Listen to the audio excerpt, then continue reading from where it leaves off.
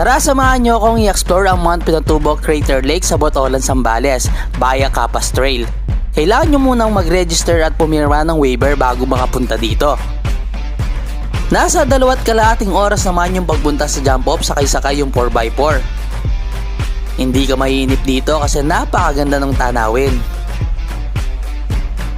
Pagdating namin dito sa jump off, may mga nakita nga kaming mga locals.